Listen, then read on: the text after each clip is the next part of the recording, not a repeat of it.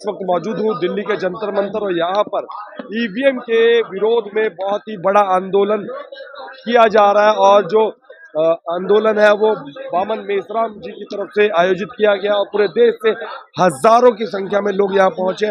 तो अब मैं आपकी बात कराता हूँ कि क्या मुद्दा है और क्या ईवीएम को बंद करा पाएंगे ये लोग। तो किस लिए आए यहाँ पर? ईवीएम हटाओ, देश का लोकतंत्र बचाओ। तो क्या लगता है आपको यहाँ आने से ईवीएम हट जाएगी? तोड़ेंगे। क्या तोड़ेंगे? अगर 24 में ईवीएम से चुनाव हुआ तो मैं सबसे पहले आदमी होगा, मैं ईवीएम को तोड़ूंगा। जब 24 में सबसे पहले इलेक्शन हुआ तो आप ईवीएम तोड़ेंगे? मैं पहला आदमी होगा ईवीएम तोड़ने के लिए। मैं अपने बूथ पे जाऊंगा और मैं बटन नहीं दबाऊंगा। अगर बैलेट पेपर से होगा तो कोई हथियार ले जाने की जरूरत नहीं है, एक कोड़ी मारेंगे, मशीन टूट जाएगी। तो अगर जब यही करना है तो फिर ये आंदोलन क्यों? आंदोलन तो बता रहे हैं सरकार को, मोदी जी को बता रहे हैं आप ईवीएम हटाइए। बैलेट पेपर से आप 543 सीटें ले आए, हमें कोई दिक्कत नहीं है, लेकिन ईवीएम चोर है, मोदी चोर है, सारा देश का धन लुटा दिया। 22 फरवरी को क्या ड्रामा किया है, सारा तिरंगा हटा करके भगवा कर दिया पूरे देश को। शर्म नहीं आती? आप जैसे चंद लोग जो आंदोलन कर रहे हैं, ईवीएम पर सवाल उठा रहे हैं, तो क्या लगता है कि चुनाव आयोग कहता है कि वो बिल्कुल निष्पक्ष है? चुनाव आयोग जनता का नौकर है। जो भी सरकार से तनख्वाह ले रहे हैं वो इस भारत देश के जनता के नौकर हैं। We the people of India. Bharat की प्रस्ताव, संविधान की प्रस्तावना पढ़िए आप। बहुत सही है। अच्छा वकील साहब, आपका क्या कहना है कि क्या लगता है ऐसे आंदोलनों से ईवीएम हट पाएगी? देखिए, मुझे जब मैं वीर सिंह जैसे लोगों को देखता हूं, जो बाबा साहब अम्बेडकर के दिए हुए संविधान के द्वारा जीवन भर इन्होंने सरकारी नौकरी की और आज जब रिटायरमेंट आया है तो ये अपना समय और तन मन धन न्यौछावर कर रहे हैं इस समाज के लिए, तब मैं इस देश के वो सारे बुजुर्गों से हाथ जोड़कर विनती करना चाहता हूं कि जितने भी रिटायर्ड लोग हैं, जो SC ST OBC माइनॉरिटी के लोग हैं, उन लोगों से मेरा विनती है, खास करके बुजुर्गों से जो रिटायर हो गए हैं, कि अपने घरों के साथियों के साथ आकर के इनकी आवाज और ताकत को बुलंद करने का काम करें। और अगर इस देश के रिटायर्ड लोग एक साथ इकट्ठे हो गए तो मैं दावा के साथ कह सकता हूं कि सत्ता, संविधान और ईवीएम की व्यवस्था भी बदल जाएगी, ये मेरी गारंटी है।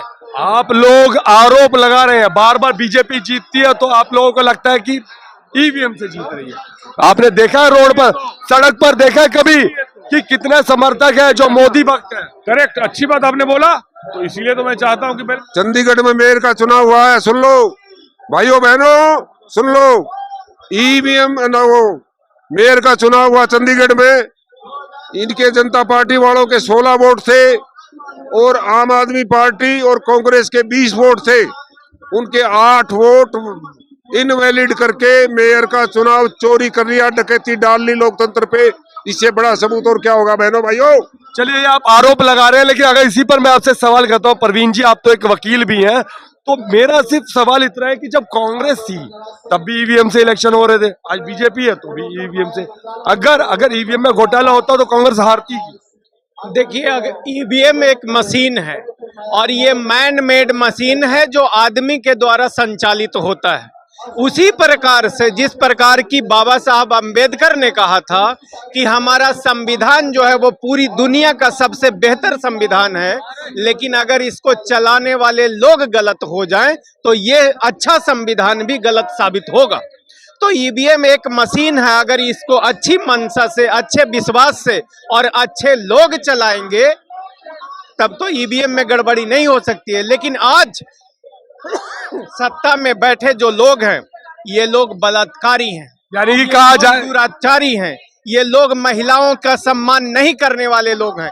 ये वो लोग हैं जो महिलाओं को नग्न करके घुमाने पे मौनी बाबा बन जाते हैं। तो इस प्रकार के गंदे लोग अगर सत्ता में होंगे तो इनसे कोई फ्री फेयर और ट्रांसपेरेंट इलेक्शन की उम्मीद कैसे कर सकते? चलिए ठीक है, इन पे आप शक कर रहे हैं, लेकिन कांग्रेस के लिए क्या कहेंगे? कांग्रेस यानी कि ईमानदार थी। मैंने कभी नहीं कहा कि कांग्रेस अच्छी है और बीजेपी खराब है। मैंने कहा कि ईवीएम को मैन हैंडल किया जा सकता है और कांग्रेस भी वैसी थी, ये भी वैसा है।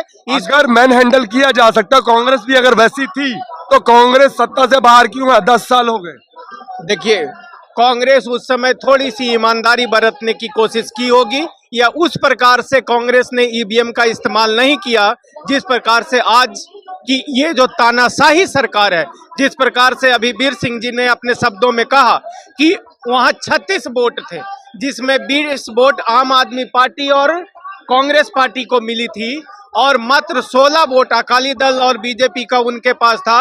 8 वोट इनवैलिड करके जबरदस्ती कैमरा के सामने चुनाव जब हरवाया जा सकता है, एक छोटा सा चुनाव जिसमें मात्र 36 वोट था, उसके लिए अगर बीजेपी इस हद तक गिर सकती है तो ये तो देश का चुनाव है, इसके लिए वो किसी भी हद तक जा सकती है। चलिए, मेरा एक और सवाल है आपसे कि आप लोग यहाँ पर आंदोलन कर रहे हैं, कुछ वकील और कुछ मेसराम जैसे लोग जो आंदोलन कर रहे हैं, उसके अलावा विपक्षी दल गायब क्यों है? देखिए, सारे लोग यहाँ पे हैं, सबके जो नुमाइंदे हैं वो यहाँ पे हैं, इस जगह पे हैं। कांग्रेस के, बीएसपी के और भी जितने तमाम दल है, आम आदमी पार्टी, किसी के दल के लोग यहाँ दिख नहीं रहे खाली। देखिए, सब लोगों ने अपना सपोर्ट और समर्थन दिया है, सब लोगों ने अपना सपोर्ट और समर्थन दिया है। मैं तो कहता हूं कि इस देश का 90% आबादी SC, ST, OBC और माइनॉरिटी इस मुद्दे के साथ है कि ईवीएम को हटाकर और चुनाव बैलेट पेपर से होनी चाहिए। इसमें दल का होना ना होना कोई मायने नहीं। जब 90% लोग इसके खिलाफ है तो यहाँ पर इतना जो पब्लिक है, इतनी भारी संख्या में क्यों नहीं? देखिए, संख्या कम नजर आ रही है आपको? आप इस संख्या को कितनी आंकते हैं?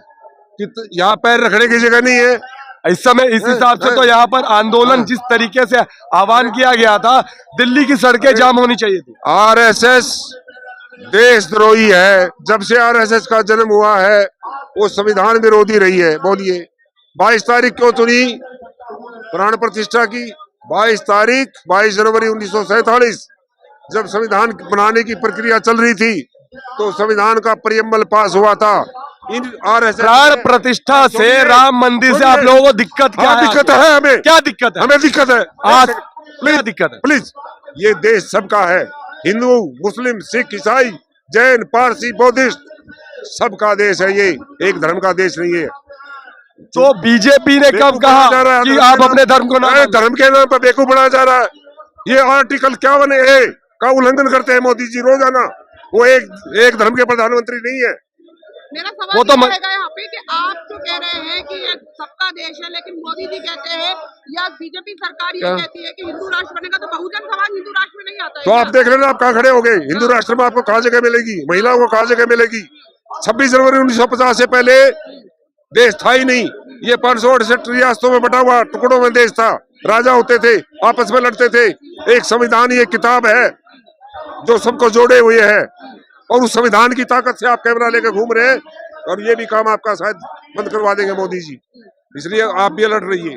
चलिए, कहीं ना कहीं आपको नहीं लगता कि 24 में आप लोगों को खतरा दिखाई दे रहा है, दोबारा मोदी जी की वापसी दिख रही है, इसलिए आप विरोध कर रहे हैं? देखिए, अभी चूंकि यहाँ पे एक महिला पत्रकार हैं तो इनको भी मैं बता दूं कि अगर हिंदू राष्ट्र आएगा तो वो मनुस्मृति से चलाया जाएगा, और मनुस्मृति में महिलाओं को शूद्र कहा गया है, उनको इस्तेमाल करने का सामान समझा जाता है। तो मैं इस देश के 50% आबादी वाली महिलाओं से कहना चाहता हूं कि आप लोग भी जाग जाओ और ईवीएम के खिलाफ आंदोलन करो, वरना ये बलात्कारी, तानाशाही और ये लोगों की इज्जत और आबरू से खेलने वाली अगर राजनीतिक पार्टी अगर आ गई तो उसके बाद सबसे ज्यादा जो समस्या आएगी वो इस देश की महिलाओं को भुगतना पड़ेगा। आपने कहा था कि यहाँ पे भीड़ कम है, मैं आपको उसका जवाब दे देना चाहता हूँ कि इस देश की जो सत्ता में सरकार है, वो सरकार इस देश के लोगों को अपंग और पंगु बना दिया है। आप जानते होंगे कि लगभग 82 करोड़ लोगों को इसी देश की सरकार मात्र 5 किलो राशन पे जीवन गुजर बसर करने को मजबूर कर दिया है। मुझे बता दो मेरे पत्रकार साथी कि वो लोग जो 5 किलो में महीना अपना गुजार रहे हैं, वो कैसे पूरे देश से चलकर यहाँ तक पहुँच जाएगा। और एक वो भी दौर देखा हमने जंतर मंतर पर, जहाँ अन्ना का आंदोलन हुआ था और दिल्ली की सड़कें जाम थी। आप कह रहे हैं यहाँ पर तो लोकतंत्र को बचाने का सवाल है, तो लोग सड़कों पर नहीं है, क्यों? मुझे लगता है कि आप धीरे धीरे समझदार होते जा रहे हो। आपको समझना पड़ेगा कि वो अन्ना भी आरएसएस का आदमी था। इस देश का जो केजरीवाल है वो भी आरएसएस का आदमी है। इस देश की जो 90% आबादी SC ST OBC माइनॉरिटी जो आज गरीब है, इन सब लोगों के पैसा बीजेपी RSS और ब्राह्मणवादी राजनीतिक पार्टियों के पास है। इसीलिए उन लोगों का जो प्रोग्राम हुआ था उसमें भीड़ ज्यादा दिखाई दे रही थी। यहाँ खाना बांटने और खिलाने वाले लोगों की तांता लगा हुआ था। आज पानी पिलाने वाला कोई नहीं है, क्योंकि ये इस देश की गरीबों की आवाज है और यहाँ पे लोग पहुंच नहीं पा रहे हैं। यहाँ पैसे का अभाव है। इलेक्शन में एक सेकंड आप जरा उधर कैमरा घुमाइए। पत्रकार महोदय, ये आसाराम को छुड़वाने के लिए, ये इस प्रोग्राम को फेल करने के लिए ये आंदोलन किया जा रहा है। आसाराम एक बलात्कारी को छुड़वाने के लिए आंदोलन हो रहा है। यहाँ EVM का विरोध कर रहे हैं। ये कंपेयर कर लो आप। भाई एक बात बताइए, यहाँ पर इंसाफ के लिए तो हर कोई अपनी मांग रख के आ सकता है। कोर्ट के द्वारा उस बलात्कारी को उम्र की भर की सजा हुई है, उसको छुड़वाने के लिए लोग आ रहे हैं। ऐसे बेशर्म लोग हैं ये। से एक दिन दिखा दो, एक दिन में परिवर्तन एक दिन में परिवर्तन होगा। बिल्कुल सही बात है। मैं दावे के साथ कहता हूँ परिवर्तन नहीं हुआ। हम लोगों ने आंदोलन छोड़ा। देखिए भाई, मेन स्ट्रीम मीडिया को ये चैलेंज है आज कि एक दिन आप ईमानदारी से पत्रकारिता कर दो तो देश में EVM बैन हो जाएगा। लेकिन मीडिया तो दिखाती है कि भाई जो पाकिस्तान से आई थी सीमा को बच्चा होने वाला है उन्हें हो रहा है। कभी MC आ रही है, वो दिखा रहे हैं। अरे उनको दिखाना, अगर हम सही मेन स्ट्रीम मीडिया अगर भारत में अगर दिखाना चाहती है, तो मैं दावे के साथ कहता हूँ मोहम्मद मेश्राम साहब को 24 घंटे के अंदर अगर परिवर्तन नहीं हुआ, ये संगठन से हम लोग वॉकआउट कर जाए। चलिए, अगर 24 में EVM सही होता तो वापसी किसकी, मोदी की या फिर कांग्रेस की? बहुजनों की होगी। सबसे बड़ा इन्होंने उत्तर दिया, बहुजनों की होगी। जी हाँ, 85% की आबादी है और उसमें दलित समाज की बात करते तो 24%, मुस्लिम 22%, यानी 44 का आंकड़ा पर मोदी की सत्ता धड़ाम वापसी होगी। मैं हमारे लोगों से कहना चाहता हूँ बिल्कुल कि अगर हमारे लोग उनकी गुलामगिरी छोड़ देना तो एकदम से सरकार बन जाएगी हमारी। किसी की गुलामी करने की जरूरत नहीं है। बिल्कुल सही है ना? लेकिन सुधरेंगे क्या हम? सुधरेगा नहीं, सुधारना पड़ेगा और हमको समझाना पड़ेगा हमारे बच्चों को, आने वाले बच्चों को। आपने कहा क्यों नहीं सुधरेंगे, मैं बताता हूँ, सुनिएगा। 75 वर्ष देश को आजादी के हो गए, अमृत महोत्सव मना इस देश में, लेकिन आज भी दलित समाज पिछले पायदान पर खड़ा है। इसलिए मेरा सवाल है कि सुधरेंगे क्या हम? सुधरेंगे क्यों नहीं सुधरेंगे? क्योंकि जानते हैं आज की जो ये फ्रीक्वेंसी बनी हुई है समाज में कि यानी हमको सुधरेंगे नहीं। मैं दावे के साथ कहता हूँ सुधरेंगे। कैसे सुधरेंगे? सुधारने का तरीका जो हमारे यहाँ भारत में 4 पिलर बनाए गए। वो न्यायपालिका थी, कार्यपालिका थी, व्यवस्थापिका और प्रचार माध्यम। ये 4 के चारों भ्रष्ट होने की वजह से समाज में सुधार कहाँ से आएगा? किसी को ना रोजगार मिल रहा है। आप बता दीजिए, कार्यपालिका के अंतर्गत जो भी रोजगार है क्या सबको मिल रहा है? अभी थोड़ा सा नीतीश ने जैसे ही रोजगार देना शुरू किया, फट गई। पलटू राम को खरीद लिया, पलट गए तुरंत। ये जो हो रहा ना, ये जानते हैं लोकतंत्र की हत्या हो रही है EVM से। और मैं दावे के साथ कहता हूँ कि अगर ये EVM गड़बड़ नहीं थी तो 2004 और 2009 के चुनाव में जब कांग्रेस पूर्ण बहुमत में आई तो GVL नरसिंहा राव और सुब्रमण्यम स्वामी, LK अडवाणी खुद हाई कोर्ट और सुप्रीम कोर्ट। ये बड़ी बात है। अगर EVM गलत नहीं है तो इसके खिलाफ में भाजपा ने प्रदर्शन क्यों किया था? EVM गलत है क्योंकि EVM की सेटिंग करने वाले, मैं बता रहा हूँ कि चुनाव आयोग के डायरेक्टर जो है, 3 डायरेक्टर बीजेपी के पदाधिकारी रह चुके हैं। उन्हें डायरेक्टर बनाया गया, बोर्ड ऑफ डायरेक्टर बनाया गया है। तो आप समझ सकते हैं कि निष्पक्ष चुनाव कैसे भी नहीं हो सकता।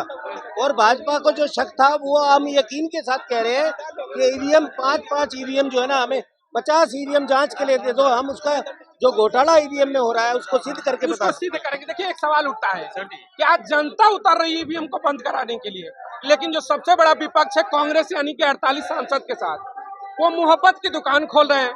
तो हमें ये नहीं समझ में आ रहा कि EVM बंद होना चाहिए कि मोहब्बत की दुकान खोलनी चाहिए। सर जी, आज के टाइम में सब भ्रष्टाचारी है। कांग्रेस ना अच्छी है ना बीजेपी अच्छी है। हमारे लिए तो दोनों गलत थी और है। बिल्कुल सही है ना। एक सांपनाथ एक नागनाथ तो कहा ही गया इन दोनों को, डसेंगे तो दोनों दोनों डचेंगे, चाहे किसी को भी लिया हो, हाँ, हमको तो नीचे ही रहना है, हाँ, हमको नीचे से ऊपर उठना है, तो इन दोनों को हटाना होगा। हाँ। इन्होंने कहा कि नीचे से ऊपर आने, सही में अम्बेडकर ने भी कहा था Congress is a burning house, जलोगे जाओगे तो समझना होगा इस समाज को। इन्होंने सही कहा।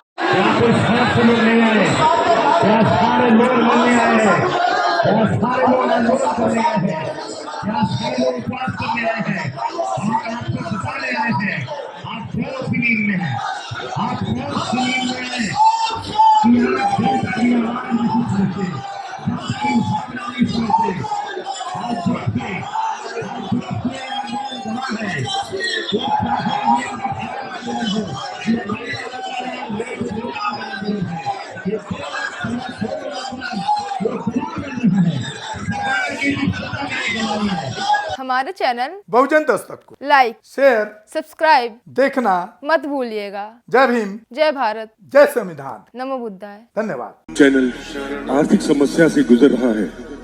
अगर आप बहुजन समाज में बाबा साहेब अम्बेडकर और तथागत बुद्ध की विचारधारा को अधिक से अधिक लोगों तक पहुंचाना चाहते हैं तो हमें आर्थिक सहयोग प्रदान करें, ताकि हम अपने चैनल के माध्यम से देश विदेश में समता, बंधुता, एकता और संवैधानिक अधिकारों को ज्यादा से ज्यादा लोगों तक पहुंचा सकें। आप अपनी सहायता राशि नीचे लिखे खाते में जमा करा सकते हैं। खाता धारक गौतम रत्ना, खाता संख्या 3169576865 IFSC कोड SBIN 0060336, बैंक भारतीय स्टेट बैंक। आप हमारे बैंक खाते का विवरण स्क्रीन पर भी देख सकते हैं। जय भीम, जय भीम। मैं गौतम रत्ना आपका बहुजन फिल्म प्रोडक्शन में स्वागत करता हूं और आप हमारे प्रोडक्शन हाउस के अंदर अपना कैरियर बना सकते हैं as a film director, as a producer and actor and actress and editor and cinematographer also.